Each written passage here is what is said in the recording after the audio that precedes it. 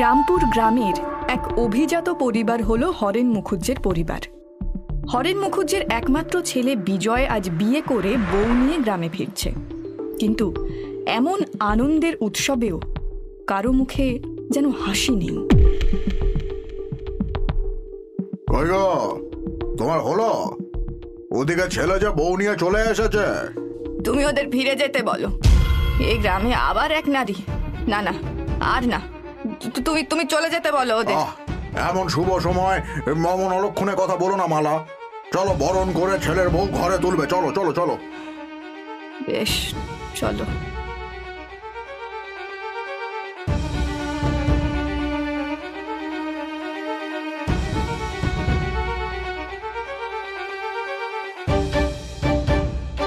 বিজয় ও মিতার বিয়ের আজ 15 দিন হয়ে গেল, কিন্তু বিয়ের পর থেকেই মিতা দেখেছে এই গ্রামের সকলে, বিশেষ করে মহিলারা কেমন যেন ভয়ে ভয়ে থাকে। একদিন সন্ধেবেলায়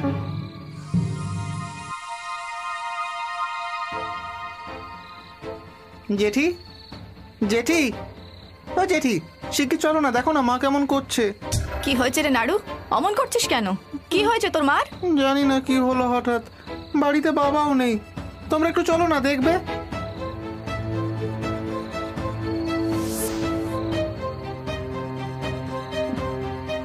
এ কি নাড়ুর মা, কি হলো তোমার? নাড়ুর মা ওঠো, এই চোখ খোলো। ও মা, তুমি সাড়া দিচ্ছ না কেন? ও মা ওঠো না। ও নাড়ু, কি হলো রে? কি তোর মা এমন করে পড়ে আছে কেন? দেখো না কাকু, মা তুলসী তলায় প্রদীপ জ্বালাতে এসেছিল, হঠাৎ কি হলো, পড়ে গিয়ে ছটফট করতে লাগলো। আমি জেঠিতে ডেকে এনে দেখি মা আর সাড়া দিচ্ছে না। দেখি দেখি, তোমরা সরো তো, আমি একটু দেখি। নাড়ু ভাই, তোমার মা আর বেঁচে নেই গো। হতে পারে না, কিছু নেই না। ও মা, ওঠো না মা গো, মা চোখ খোলো মা। আবার ওই পোড়ার মুখে একটা মহিলার জীবন কেড়ে নিল। না জানি আর কতদিন চলবে ভগবান। এবার একজন ভালো তান্ত্রিককে ডাকতে হবে, এভাবে তো আর চলা যায় না। আপনারা কি বলছেন মা? আমি তো কিছুই বুঝতে পারছি না। কোন পোড়ার মুখী আর তান্ত্রিক কেন? তোমাকে অত কিছু জানতে হবে না, তুমি বাড়ি যাও, আমি পরে আসছি। কিন্তু মা, তোমাকে আমি বাড়ি যেতে বললাম তো।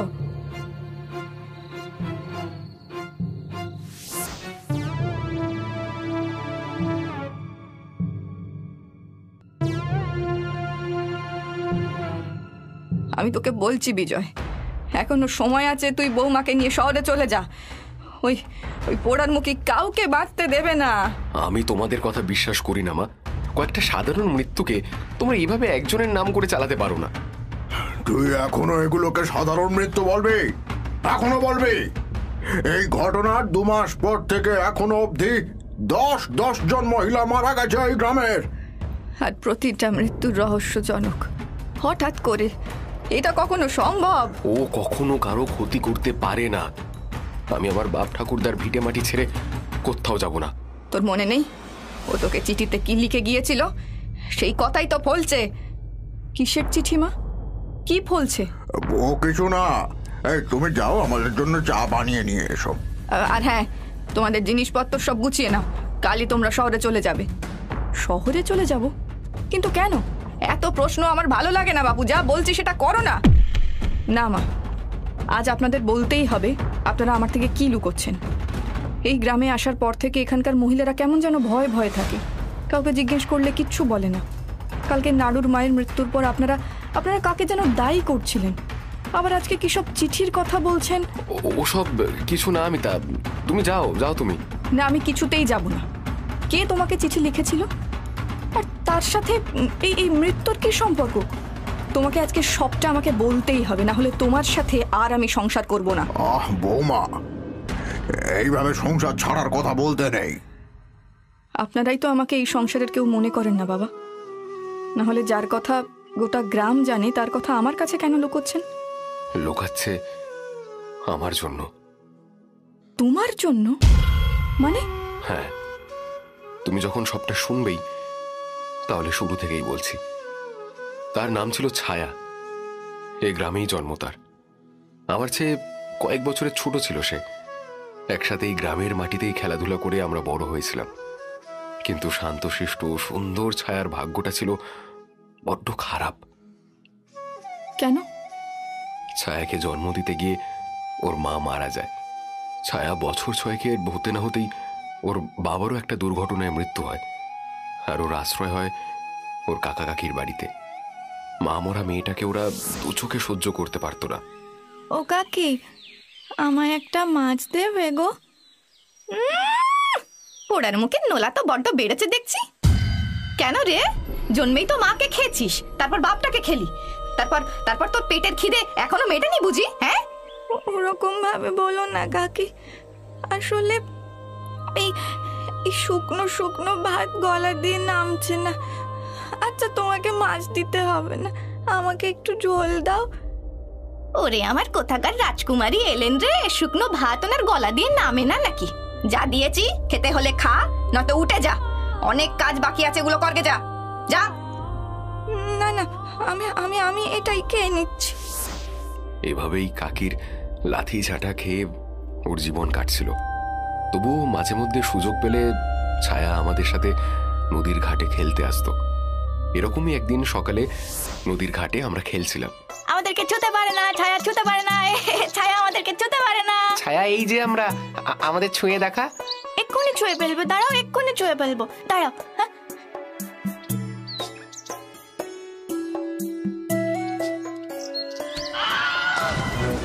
বিশু! এ কি? এই বিশু তো সাঁতার জানে না। এই ছায়া, ছায়া তুই ওকে ধাক্কা দিয়ে ফেলে দিলি? না না, আমি ইচ্ছে করে কিচ্ছু করিনি, বিশ্বাস করো। বিশুকে এখন আমাদের আগে বাঁচাতে হবে। দাঁড়া, আমি যাচ্ছি নদীতে। কিন্তু আমার সাঁতরে যাওয়া বৃথা হয়েছিল। বিশু যেখানে পড়েছিল নদীর চূড়াস্রোতের টানে নিমেষের মধ্যে ওর দেহ ডুবে গিয়েছিল। ওকে বাঁচাতে পারিনি আমি। অনেক খোঁজার পর যখন বিশুকে পাওয়া গেল তখন সে মৃত। তুই কেন এরকম করলি ছায়া? তুই কেন এরকম করলি? তুই কেন বিশুকে ধাক্কা দিলি? বল বল, কেন করলি? আমি ইচ্ছে করে করিনি, আমি ইচ্ছে করে করিনি, বিশ্বাস করো। দৌড়াতে গিয়ে। চুপ কর, তুই চুপ কর। আজকে তোর জন্যই আমার ছেলেটা মরে গেল, তোর জন্য আমার কোল খালি হলো। কিন্তু কাকিমা, কাকিমা, ছায়ার কোনো দোষ নেই গো। ও তো... তুই চুপ কর বিজয়। ওই মেয়ে তো সাক্ষাৎ মৃত্যুর ছায়া। বাপ মাকে খেয়ে এখন গ্রামের লোকজনকে মারবে নাকি? ওকে ওকে তোমরা গ্রাম ছাড়া করো, ওকে তোমরা গ্রাম ছাড়া করো। ও বিশু, বিশু রে।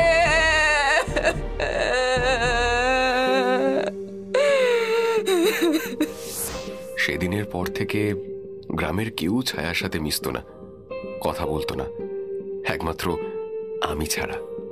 আমি ছায়ার সাথে লুকিয়ে দেখা করতাম, গল্প করতাম।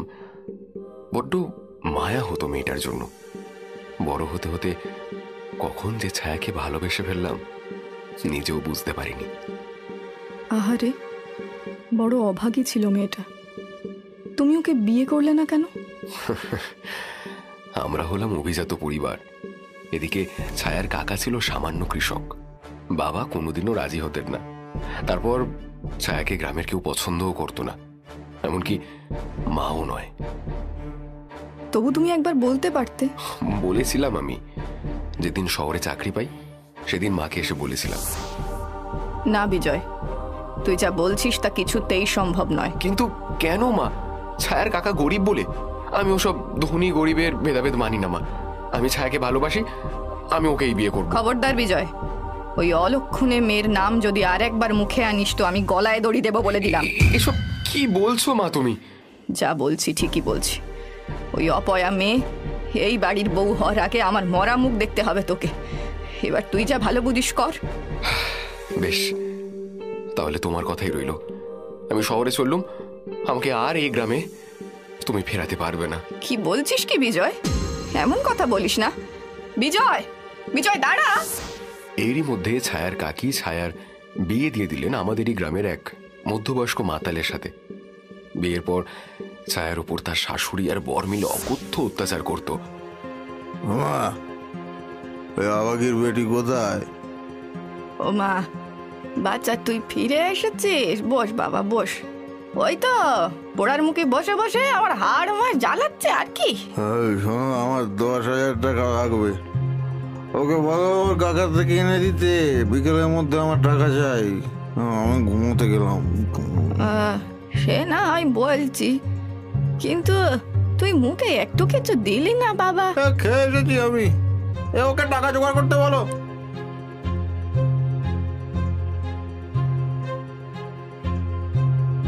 এই এই হাট জ্বালানি মেয়ে ছেলে, কানে শুনতে পাসনি আমার ছেলে কি বললো? যা তোর কাকার কাছ থেকে 10,000 টাকা চেয়ে নিয়ে আয় দেখি। আমাকে মাফ করবেন মা, আমি এই টাকা কাকার কাছে চাইতে পারবো না। তবে রে, কি বললি তুই? কি বললি পারবি না চাইতে? হ্যাঁ, আমার মুখে মুখে কথা, হ্যাঁ আমার মুখে মুখে কথা। বিয়ের সময় তো খালি হাতে মেয়ে পার করে দিয়েছে, এখন তুই আমাদের মুখে মুখে কথা বলবি? হ্যাঁ কথা বলবি? মা, মা লাগছে, মারবেন না মা। শাশুড়ি আর বরের অত্যাচারে ছায়ার প্রাণ একেবারে বষ্টাগত হয়ে এসেছিল। এরই মধ্যে অতিরিক্ত মদ খাওয়ার জন্য একদিন ছায়ার বর মারা গেল।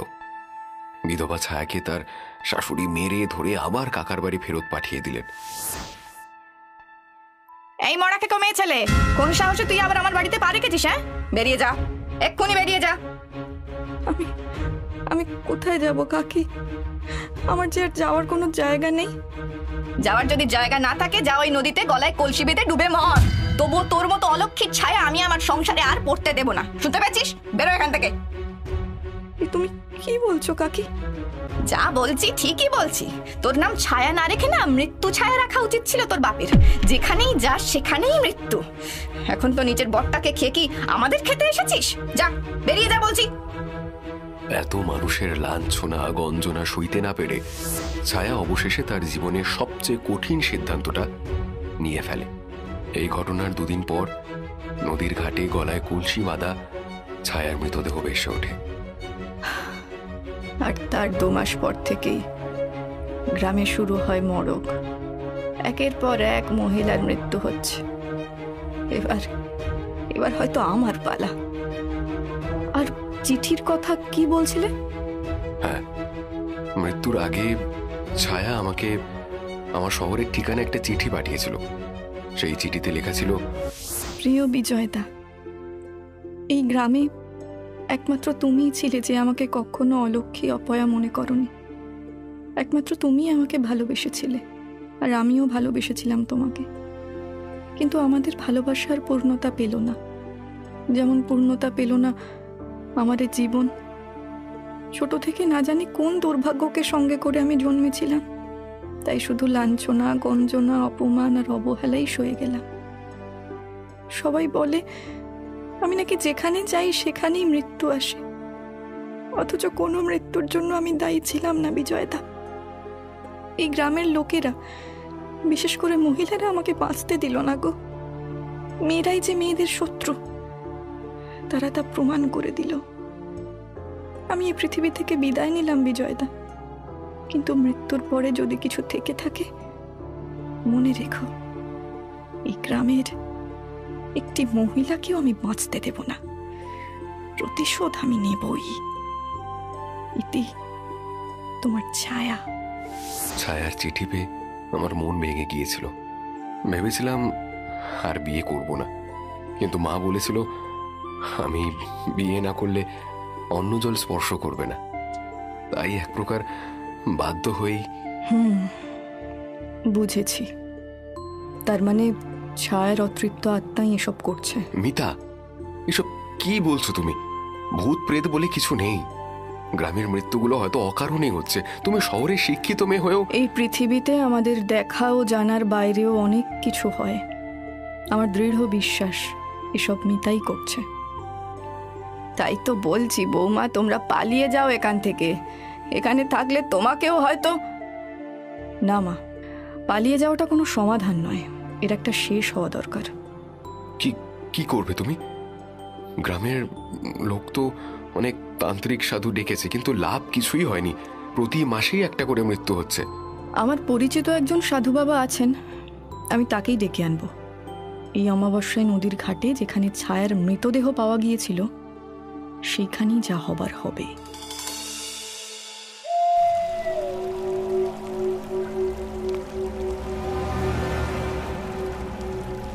যে মেয়ের নামে সংকল্প করা হয়েছে তার একে অপঘাতে মৃত্যু, তার উপর শ্রাদ্ধ শান্তিটুকু ঠিক করে সম্পন্ন করা হয়নি।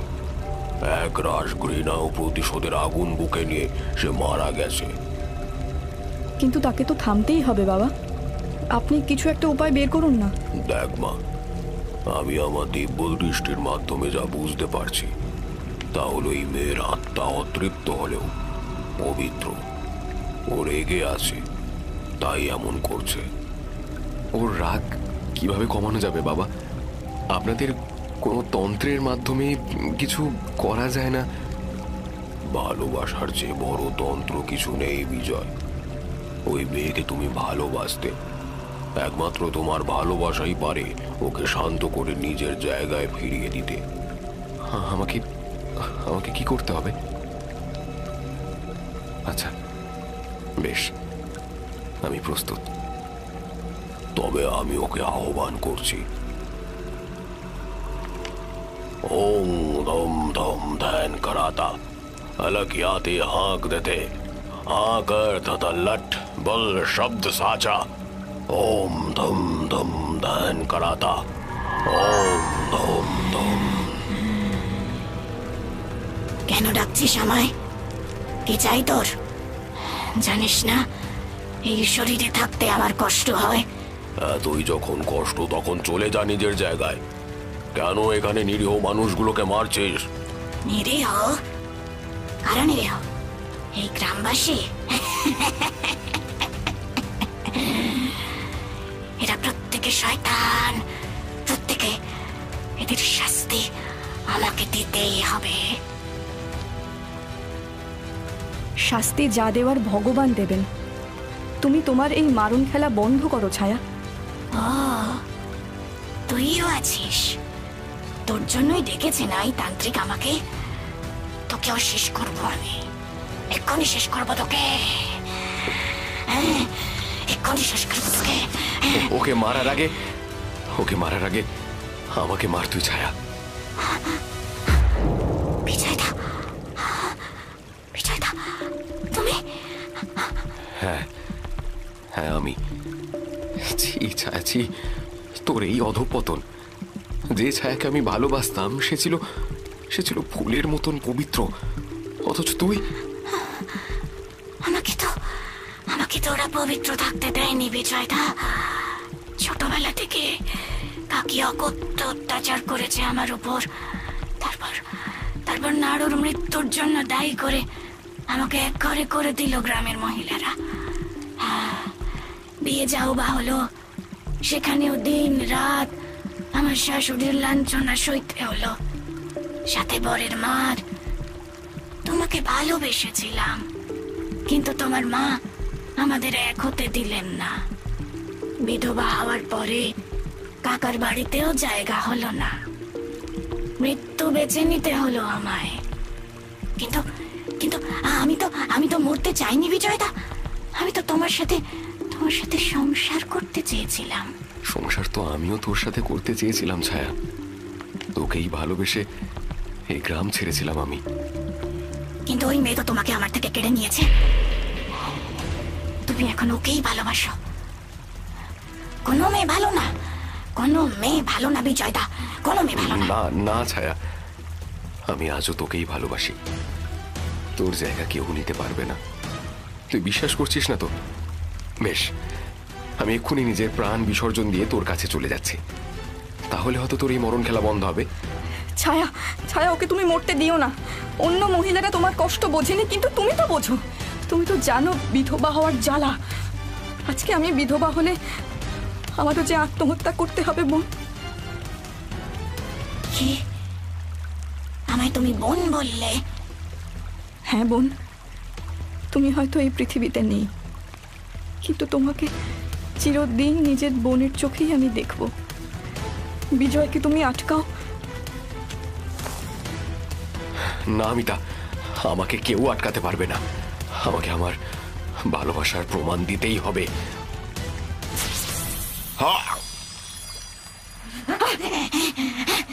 না বিজয়দা, না। আমি যে কষ্ট সহ্য করেছি সে কষ্ট আমি আর কাউকে পেতে দেব না, কাউকে না। তবে এই মরণ খেলা চলতেই থাকবে ছায়া? না, আর না, আর না। তোমাদের ভালোবাসা আমাকে শান্ত করেছে।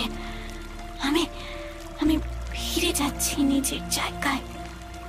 শুধু শুধু আমাকে কথা দাও, আমি যা সহ্য করেছি তা যেন আর কোনো মেয়েকে সহ্য করতে না হয়। তাই হবে ছায়া, তাই হবে। কথা দিলাম তোমায়।